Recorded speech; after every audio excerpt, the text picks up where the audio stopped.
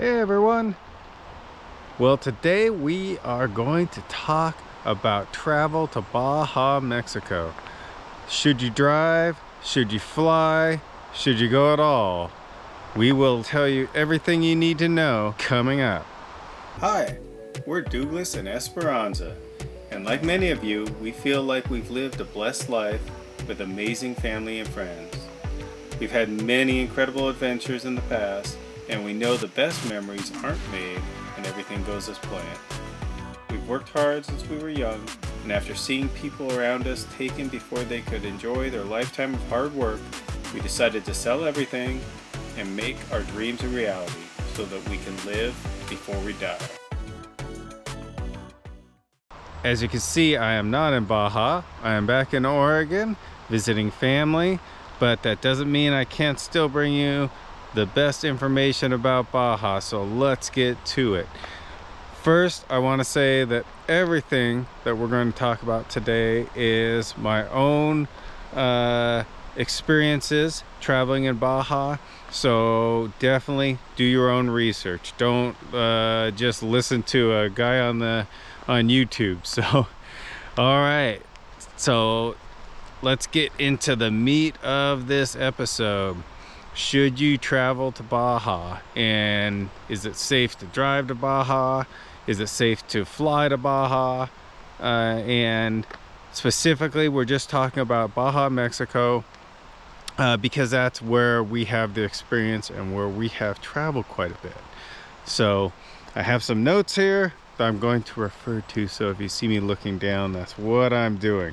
There has been some news recently about Baja, and specifically border towns in Baja, that have been experiencing an increased level of violence lately. And so a lot of people have been very concerned about this.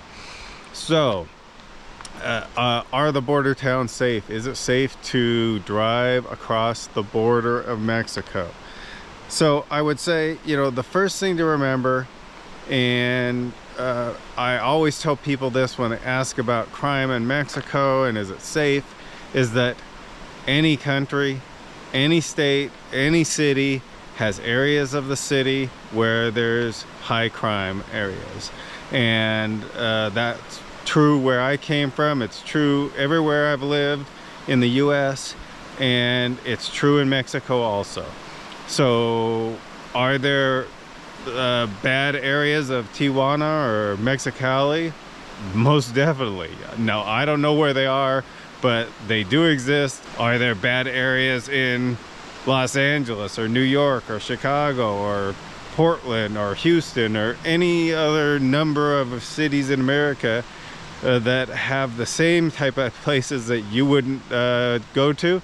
Yes, there are. I've lived in Oregon, in Portland, and there's areas there that I definitely wouldn't go to, and a lot of these other cities are exactly the same. So this is not something that only affects Mexico, and all of Mexico is not like this. There's lots of towns of Mexico that are very low crime and don't have any cartel activity, and you're probably safer there than in a lot of places anywhere else in the world. In Mexico, specifically in Baja, most of the crime that you are going to see, the major crime, is going to be in the border cities.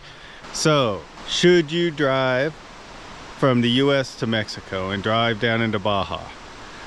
I can say that we have driven across the border both ways many times. We've driven across in Tijuana, San Ysidro, at Otay Mesa, Tecate. We've driven across at Mexicali, and both of the Mexicali crossings. And so we have quite a bit of experience. We've gone across in our older 4Runner, in a brand new Toyota Tundra, and in a brand new Toyota Tundra driving our brand new 30-foot trailer. So we've gone across the border and quite a few different vehicles and configurations. We usually do our best to try to cross during the day so that we can travel during the day and get to our destination before dark. When going down over the border, you're going to have to interact with a couple different Mexican agencies.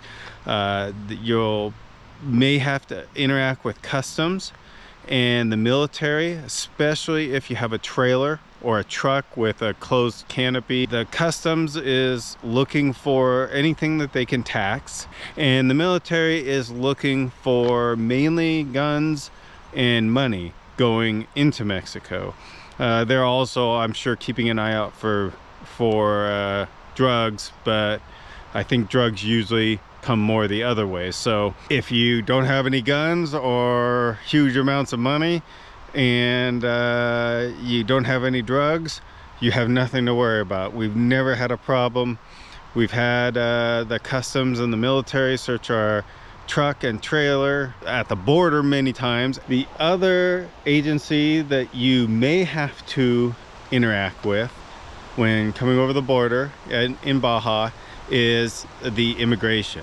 So technically, if you are not a resident, then you need to get a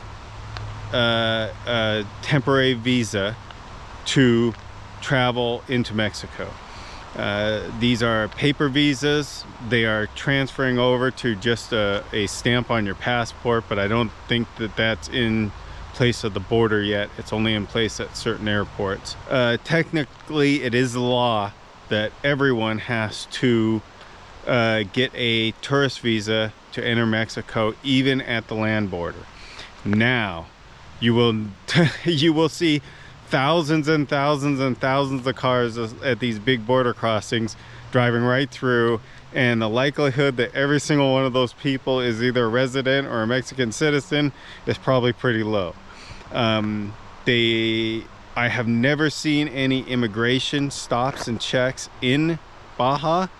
I'm not saying they don't happen. I'm not saying don't get your tourist visa if you are not a resident, but I'm just saying that especially if you are not going very far into Mexico, if you're only going to Rosarito or Ensenada or San Felipe, I have never heard of anybody getting stopped and checked for their immigration status. Now, that said, if that does happen, you could get into trouble. They could make you go back to the border to get it. They could arrest you even. You know, technically under the law, there's a whole bunch they could do. So I would say, you know, my advice is keep it legal. We always kept it legal and got our tourist visas when we came over the border.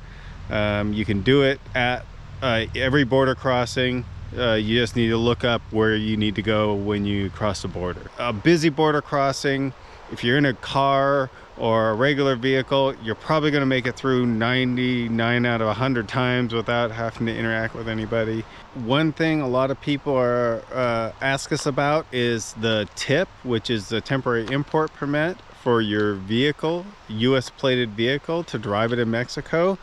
The entire Baja Peninsula is considered a free zone, so there are no tips required if you're driving on the Baja Peninsula, and it seems to be pretty lax altogether on vehicles in Baja. I'll say that in when we were in San Felipe, a lot of vehicles there have no license plates at all, and you see a lot of Mexican citizens driving US plated cars. The farther south you get, the less you see, you know, Mexicans driving US plated cars, but we've even seen it in Loreto. The legal restrictions that are on US plated cars in the rest of mainland Mexico don't seem to apply in Baja, and are definitely don't seem to be enforced in Baja. Driving in Mexico. So is it safe to drive in Mexico? What is it like once you get past the border crossing? We have found it fairly safe to drive in Mexico. Every interaction we've ever had with the police has been great. And in fact, I have a story. We were going to Mexicali the first time we ever went to the big Mexicali crossing, Mexicali West. And we were towing our trailer. Mexicali, the crossing is kind of in the middle of town. It's a pretty big city, and we end up getting lost with our trailer near the border crossing, but we couldn't find the border crossing.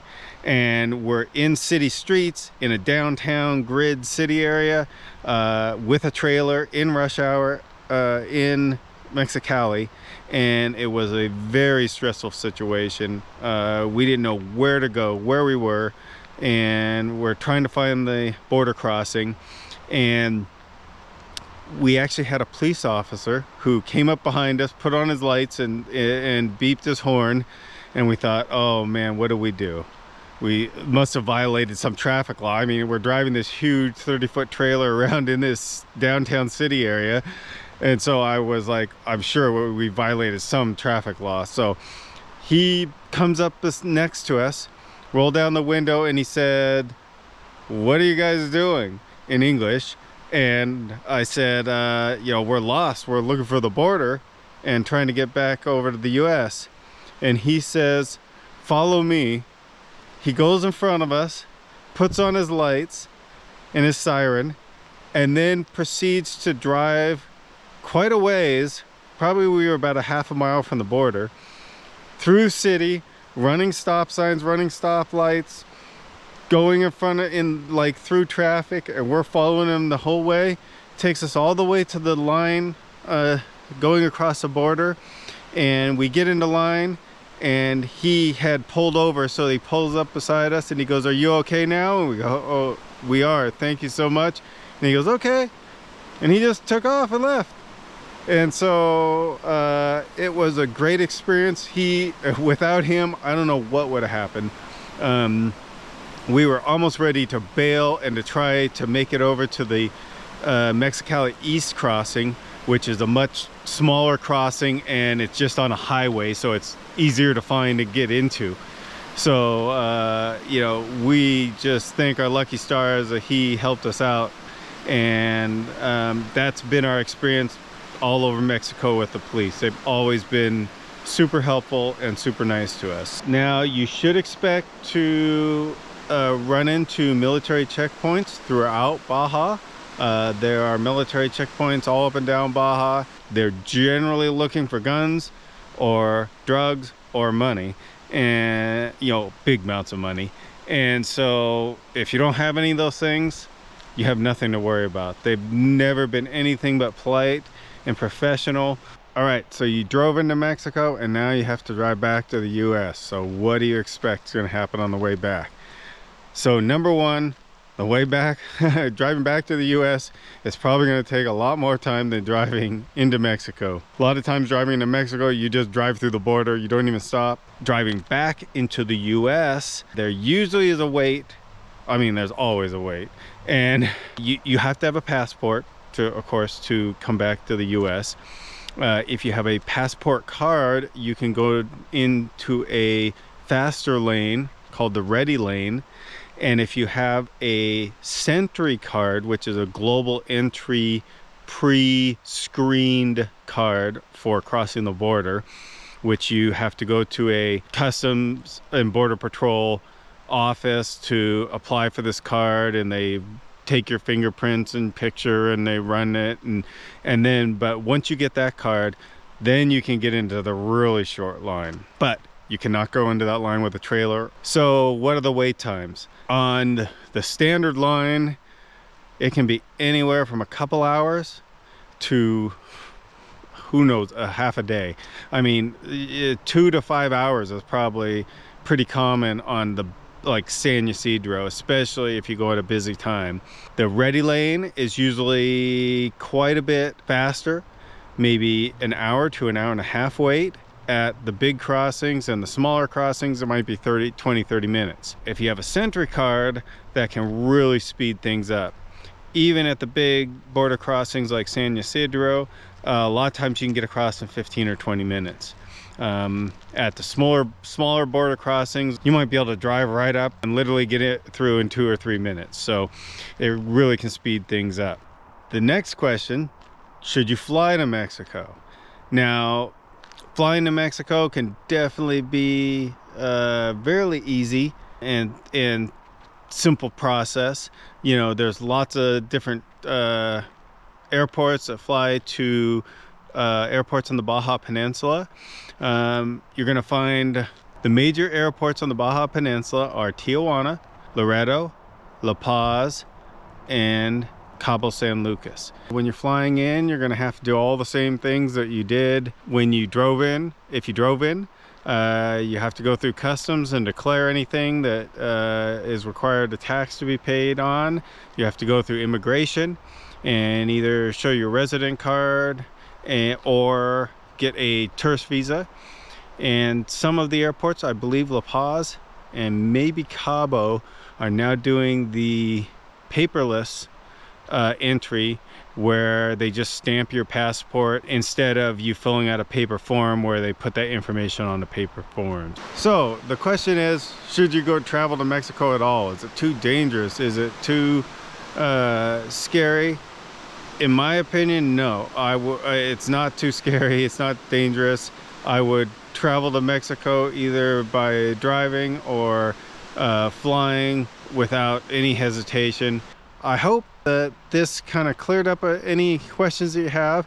If you have any other questions about driving or flying into Mexico or Mexico in general, put it in the comments below. I try to answer all the comments, and maybe it'll spur a new video coming up. So we will look forward to seeing you next time, and remember to live before you die.